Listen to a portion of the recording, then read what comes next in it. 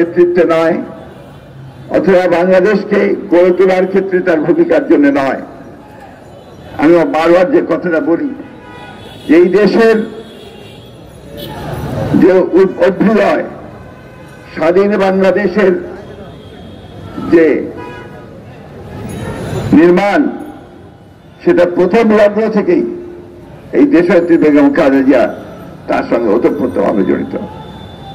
আপনারা সবাই জানেন যে স্বাধীনতার ঘোষক শহীদ প্রেসিডেন্ট জিয়া রহমানের সহধর্মিণী খালেদা জিয়া, এবং 1971 সালের 26শে মার্চ যখন শহীদ জিয়া স্বাধীনতার ঘোষণা দেন কালুরঘাট বেতার কেন্দ্র থেকে, তখন তিনি সেখানে ছিলেন তার শিশুপুত্র, আজকে আমাদের ভারপ্রাপ্ত চেয়ারম্যান জনাব তারেক রহমান এবং কোকো, তখন একেবারেই শিশু। তাদেরকে সঙ্গে নিয়ে এই দেশের বেগম খালেদা জিয়া যখন জিয়া রহমান সাহেব যুদ্ধে চলে গেছেন ঘোষণা দিয়ে, তখন এই দুটি শিশুকে সাথে নিয়ে তিনি সমস্ত ঝুঁকি মাথায় নিয়ে তিনি গোপনে ঢাকায় এসেছেন। তার পূর্বেও যখন আপনার সৈনিকেরা সেই ক্যান্টনমেন্টে ওনার কাছে এসে জিজ্ঞেস করেছিল যে আমাদেরকে অস্ত্র সমর্পণ করতে বলা হচ্ছে, তিনি তাদেরকে সেদিন বলেছিলেন যে শহীদ যার নির্দেশ ছাড়া তোমরা কোনো কিছুই করবে না। সেই শুরু হয়েছিল তার মুক্তি সংগ্রাম, এবং ঢাকায় এসে অল্প কিছুর মধ্যেই তিনি গ্রেফতার হয়েছিলেন পাক সেনাবাহিনীর, এবং দীর্ঘ 9 মাস তিনি কারাগারে ছিলেন পাক সেনাবাহিনীর। এরপরে ইতিহাস আপনারা জানেন, আমি সেই দীর্ঘ করতে চাই না। 1981 সালে যখন এই স্বাধীনতার ঘোষক, এই দেশের বহুদলীয় গণতন্ত্রের পুনঃপ্রবর্তক এবং আধুনিক বাংলাদেশের রূপকার শহীদ জিয়া রহমানকে নৃশংসভাবে হত্যা করা হয়েছিল, সেই হত্যা কারা করেছিল সেটা আমরা বারবার বলেছি। হত্যা করেছিল সেই শক্তি যারা বাংলাদেশকে পরনির্ভরশীল একটা রাষ্ট্রে পরিণত করতে চায়।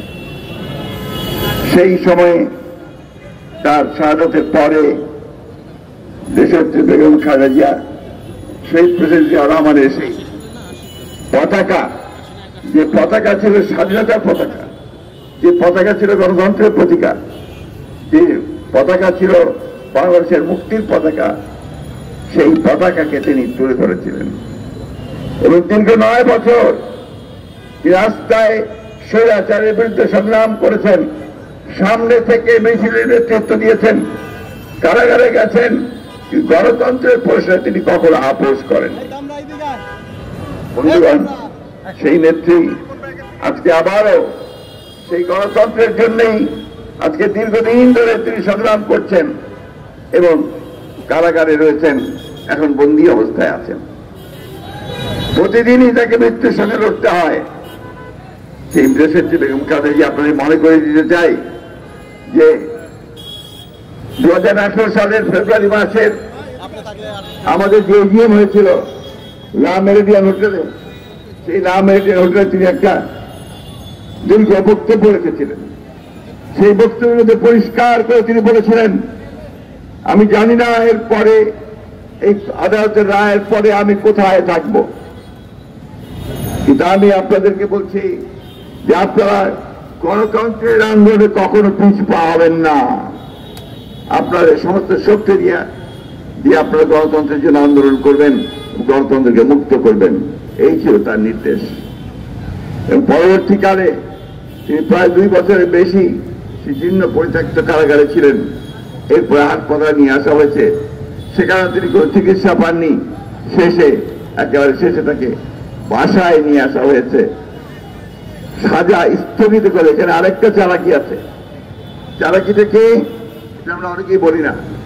6 মাস করে সাজা স্থগিত করছে, তার মানে সাজা কিন্তু কমছে না, সেই সাজা আবার যুক্ত হবে ভবিষ্যতে যখন তাদের প্রয়োজন হবে। এটা একটা আরেকটা খেলা, অর্থাৎ আরো বেশি বিজাহিত করা হবে।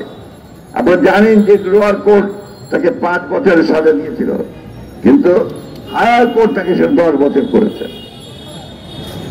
আপনারা জানেন যে মামলাটা সম্পূর্ণ একটা সাজানো মামলা ছিল, মিথ্যা মামলা ছিল।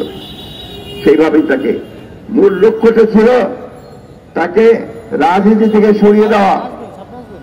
তাকে সরিয়ে দেওয়া মানে এই দেশের জাতীয়তাবাদী আন্দোলনের মূল নেতৃত্বকে সরিয়ে দেওয়া, স্বাধীনতার পক্ষে শক্তিকে সরিয়ে দেওয়া, উন্নয়নের পক্ষে শক্তিকে সরিয়ে দেওয়া। বন্ধুগণ, এটা ছোটখাটো ব্যাপার নয়, এটা হচ্ছে একটা জাতীয়তাবাদী শক্তিকে নিশ্চিহ্ন করার ব্যাপার।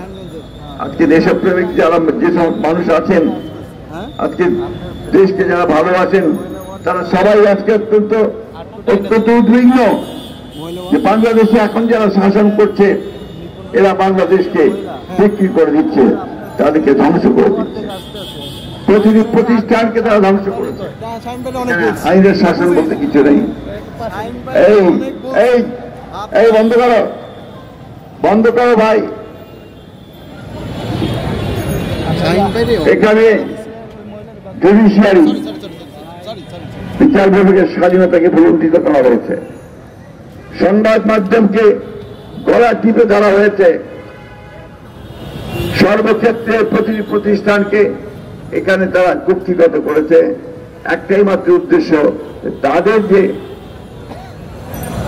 বেআইনি সাংবিধানিক ক্ষমতা যেন তার জোর করে বেআইনিভাবে দখল করে আছে তাকে দীর্ঘায়িত করা, তাকে সামনে একজনের শাসন ব্যবস্থা যেটা তারা অতীতে করেছিল সেই শাসন ব্যবস্থাকে আবারও ভিন্ন রঙিতে সেটাকে আপনারা প্রতিষ্ঠিত করা। আমি বক্তব্য বেশি করে রাখবো, আপনারা লোকদের কষ্ট পাচ্ছেন, আমারও শরীর ভালো না, আমি খুব বেশি কথা বলতে পারছি না। আমি শুধু আপনাদের সামনে কথাটা বলতে চাই যে কথাটা অত্যন্ত জরুরি কথা। আজকে দেশনেত্রী বেগম খালেদা জিয়ার গণতন্ত্র এ দুটো সিনোনিমাস এক, এটাকে পার্থক্য করা যাবে না। যদি দেশনেত্রীকে আমরা মুক্ত করতে পারি তাহলে গণতন্ত্রকে মুক্ত করতে পারবো, গণতন্ত্রকে মুক্ত করতে পারি তাহলে দেশনেত্রীকে মুক্ত করতে পারবো। আজকে বাংলাদেশের অস্তিত্ব বিপন্ন হয়ে পড়েছে। আপনারা দেখেছেন যে সমস্ত চুক্তি করা হচ্ছে, সমঝোতা করা হচ্ছে, সেটা পুরোটাই বাংলাদেশের পক্ষে নয়। আমাদেরকে একজন পররাষ্ট্র মন্ত্রী নিয়োগ করেছেন, তিনি আবার আমাদেরকে সবক দেন। সবক কি দেন? যে আমরা নাকি চুক্তি আর সমঝোতার মধ্যে পার্থক্য বুঝি না। আমাদেরকে তিনি পড়াশোনা করবার জন্য পরামর্শ দেন। আমি ওনার কথার গুরুত্ব দিতে চাই না। আমি শুধু একটা কথাই বলতে চাই, দেশের সঙ্গে এই বিদ্রোহ করবেন না, বেইমানি করবেন না।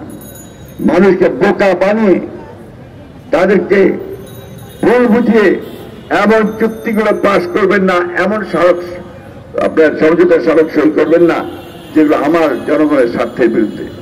কি এনেছেন আপনারা এবার ভারত থেকে সফর করে? পানির কথা কোথাও নেই। উপরন্ত যে কথাটা আছে সেটা আরো ভয়াবহ, হচ্ছে যে তার তিস্তা চুক্তির জন্য ভারত প্রকল্পের জন্য ভারত প্রস্তাব দিয়েছে, চীনও দিয়েছে। শেখ হাসিনা বলেছেন যে আমরা দুটোর মধ্যে দেখবো কোনটা ভালো হয়। আবার সাথে এই কথা বলেছেন, ভারত যে প্রস্তাব দিয়েছে, ভারত জোটকে যদি আমরা কাজটা দিই তাহলে আমাদের পানির সমস্যার সমাধান হয়ে যাবে। আমরা সব বোকা মানুষগুলো তো এই দেশে বাস করি। আপনি পক্ষান্তরে যেটা করেছেন যে তিস্তার পানির সমস্যা, যেটা বন্টন যে সমস্যা, সেটাকে আপনি বাতিল করে দিলেন। অর্থাৎ তিস্তার পানি বন্টনের সমস্যা রইল না, অভিন্ন নদীগুলোর পানি বন্টনের কোনো সমস্যা রইল না। এইভাবে আপনার দেশকে পুরোপুরি ভাবে ভারতের কাছে একেবারে জিম্মি করে দিচ্ছেন। আপনার সীমান্তে হত্যা হচ্ছে প্রতিদিন, গতকালও হত্যা হয়েছে। এই বিষয়ে একটা কথা আপনারা বলেন নাই এই সফরে। আমাদের খুব সরাসরি প্রশ্ন আপনাদের কাছে যে কোন পৃথিবীতে কোন দেশ আছে বন্ধু দেশ, একটা এত বন্ধু সম্পর্ক নাকি আপনার স্বামী স্ত্রীর মতো, তাহলে কোন দেশ আছে বলেন যে তার বর্ডারে বন্ধুরা গুলি করে হত্যা করে আমাদের নাগরিককে? এই বিষয়গুলো জবাব দিতে হবে। অনেক কথা বলেছেন, আমি শুধু একটা কথাই বলি, আপনাদের এই যে আত্মরক্ষার জন্য যে সমস্ত কথা এখন আপনারা বলছেন, এই সমস্ত কথা বলে জনগণকে আর বিভ্রান্ত করা যাবে না। দেশের বেগম খালেদা জিয়াকে কেন বন্ধ করে রেখেছেন? যে কিছুই সমস্যা না থাকে তার থেকে মুক্তি দেন, সেদিকে তো আপনারা যাচ্ছেন না। এটাও বলেছি আমরা যে আমরা তো এই ক্ষমতায় যেতে চাই না, আমরা শুধু এখানে জনগণের যেটা চাওয়া, আমরা একটা অবাধ নিরপেক্ষ নির্বাচন চাই। সেই নির্বাচনের ব্যবস্থা করেন, তাহলে তো কোনো সমস্যা থাকবে না। যারা আসবে আমরা তাদেরকে বরণ করে নেব, ফুলের মালা দেব, কিন্তু আপনারা শুধুমাত্র আপনাদেরকে রাখার জন্য সমস্ত নির্বাচনী ব্যবস্থাকে দখল করে নেবেন, সাধারণ মানুষের কথা একবার চিন্তা করবেন না, সেটা আমরা আপনাদের দেব না। আমাকে অনেকে বলেন আপনারা শুধু ওই বেগম খালেদা জিয়ার মুক্তির জন্যই আন্দোলন করেন নাকি? আমরা গত 2 বছর ধরে আন্দোলন করেছি এই দেশের ইনফ্লেশনের জন্য, দ্রব্যমূল্য বৃদ্ধির বিরুদ্ধে আন্দোলন করেছি, আমরা অন্যায়ভাবে মানুষকে হত্যা নির্যাতন করার বিরুদ্ধে আন্দোলন করেছি, আমরা দুর্নীতির বিরুদ্ধে আন্দোলন করেছি, ব্যাংক লুটের ব্যাপারে আন্দোলন করেছি, টাকা পাচার ব্যাপারে আমরা আন্দোলন করেছি। আমরা এখন দেশের বেগম খালেদা জিয়ার মুক্তির জন্য যে আন্দোলন করছি, এটা সম্পূর্ণভাবে সামগ্রিক আন্দোলনের সঙ্গে অত্যন্ত গুরুত্বপূর্ণ একটা আন্দোলন। কারণ আমি আগে বলেছি, দেশের নেত্রী বেগম খালেদা জিয়া আর গণতন্ত্র এই দুটোকে আলাদা করে দেখা যাবে না। তাই বন্ধুগণ, বক্তব্য দীর্ঘ করতে চাই না, আসলে এইটুকু বলতে চাই, আজকে দেশ অত্যন্ত বিপদে পড়েছে। দেশের নেত্রী বেগম খালেদা জিয়ার নির্দেশ আছে, আমাদের প্রতিষ্ঠাতা শহীদ প্রেসিডেন্ট জিয়া রহমান যে কারণে যুদ্ধ শুরু করেছিলেন, যে কারণে তিনি আত্মাহতি দিয়েছেন, সেটা হচ্ছে এই দেশের জন্য, দেশের স্বাধীনতা সার্বভৌমত্বের জন্য। আমাদের ভারপ্রাপ্ত চেয়ারম্যান যিনি আজকে সুদূরে আছেন, তিনি সেইখান থেকে দিন রাত পরিশ্রম করছেন এই দলকে, মানুষকে সংগঠিত করে এই ভয়াবহ ফ্যাসিস্ট শক্তি তাকে সরিয়ে জনগণের শাসন প্রতিষ্ঠা করার জন্য। এর কোনো বিকল্প আমাদের হাতে নেই। তাই আসুন আমরা সবাই ঐক্যবদ্ধ হই, সংগঠিত হই এবং দেশনেত্রীর মুক্তির যে আন্দোলন, এই আন্দোলনকে আমরা সারা বাংলাদেশে ছড়িয়ে দেই এবং এতেই করে আমরা একই সাথে গণতন্ত্রের আন্দোলনকে সামনের দিকে এগিয়ে নিয়ে যেতে পারবো। বন্ধুগণ, আসুন আমি সকলকে আহ্বান জানাচ্ছি, যেটা শুধু বিএনপির আন্দোলন হওয়া উচিত নয়, এই আন্দোলনটা সমগ্র দেশের মানুষের। তাই সকল দল মত নির্বিশেষে সকলের কাছে আহ্বান জানাবো, এই অন্যায়ের বিরুদ্ধে দেশনেত্রীকে যেভাবে হত্যার উদ্দেশ্যে তাকে আটক করে রাখা হয়েছে, তার মুক্তির জন্য আপনারা সবাই কথা বলেন, সোচ্চার